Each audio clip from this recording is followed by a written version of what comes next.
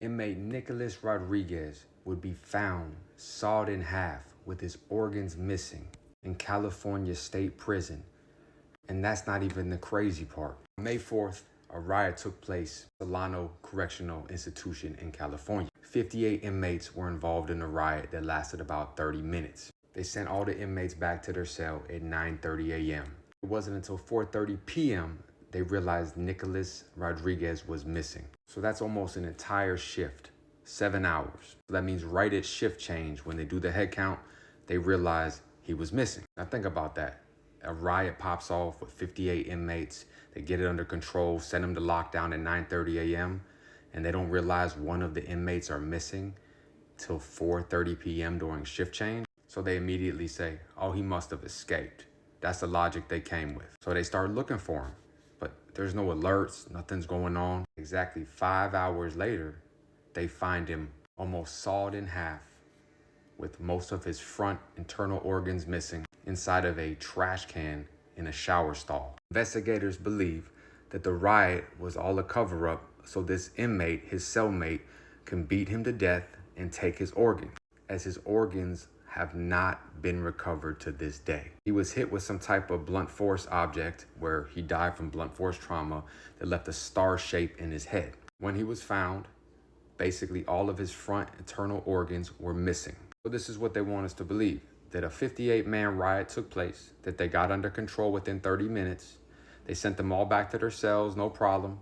They didn't do any head count until 7 hours later, where they realized one of the inmates were missing, which they didn't find for another 5 hours. And that during all this time, it was a cover-up. So this guy could just secretly, and during a riot, when they're bringing in the rapid response team and all these other officers and dogs and, weapons, this guy was able to beat a man to death with a weapon, saw him in half, take his organs, stuff him in a trash bag, put him in a trash can, drag him to the shower stall, then go back to his cell and not be seen, no blood, no mess for almost 7 hours. Then exactly no big search for this escaped inmate after a riot.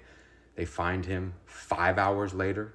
They didn't go and look in the showers, in the most basic places. And they're saying that his cellmate did it during the entire riot.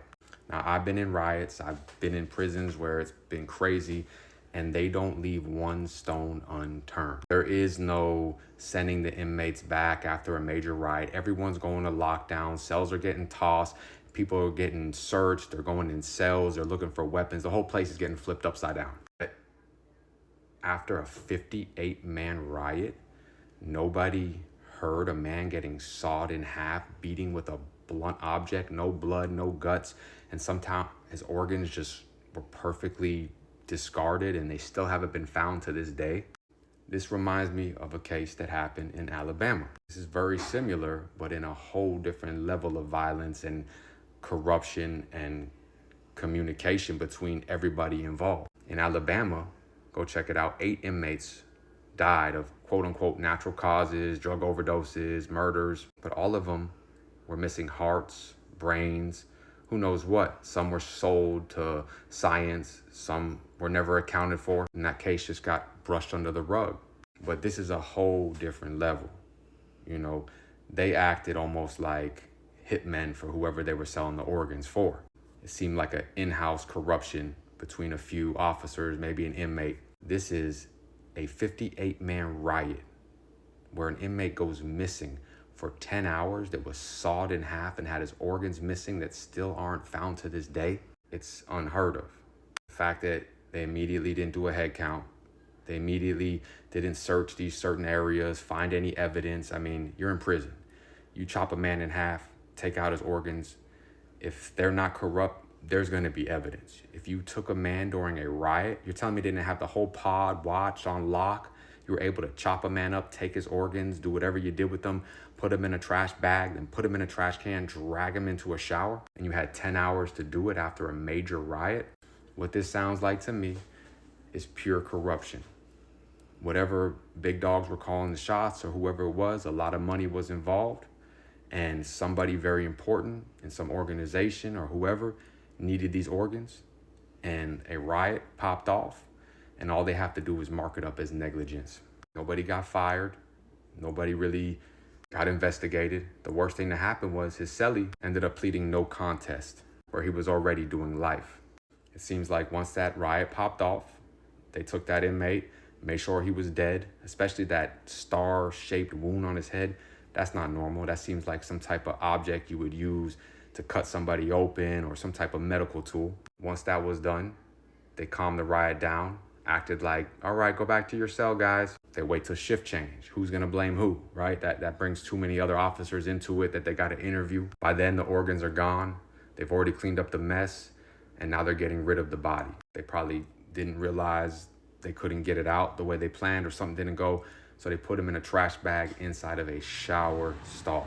Then they said, damn, we still gotta make this cleaner. Probably had to do more stuff, make sure everything was working the way it was supposed to, give it enough time to make sure there's no evidence. 9:30 is when they finally find him after he goes missing.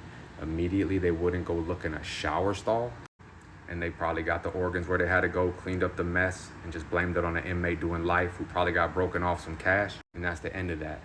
That's why prison is the most treacherous place you will ever go, because the officers, the inmates, your life is worth nothing. Your life is worth absolutely nothing.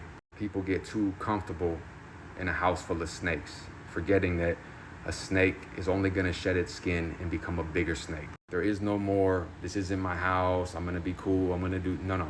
There is none of that. This is where you live. These motherfuckers will kill you, they'll take your organs, they'll poison you, anything and everything you can think of, and they're gonna get away with it.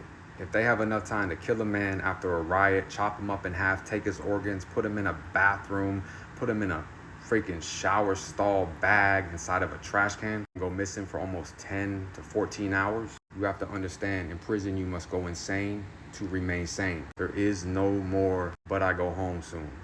No, it's all about, I have to go home soon. You're living in a world where anything they want to happen will and can happen. They want your organs, they'll do this. They'll have a riot, they'll hide your body, and you'll get found in a shower stall 12 hours later. You must understand that people will always be who they are. Patterns of behavior never change. If you're in a house full of killers, rapists, thieves, just maniacs, you hesitate and you try to take control of the situation, saying, oh, I don't need a weapon unless it really happens, I'll stash so I don't get in trouble. You're already dead. If you think a snake isn't gonna put venom in your body, you're wrong. You have to chop the head off of this snake every single time. It's better to get bit by that snake trying to kill it than let it creep up on you and put the fangs right in your neck. The treacherous game. It's as dirty as it gets. They still haven't found their organs. Stay out, stay free, us.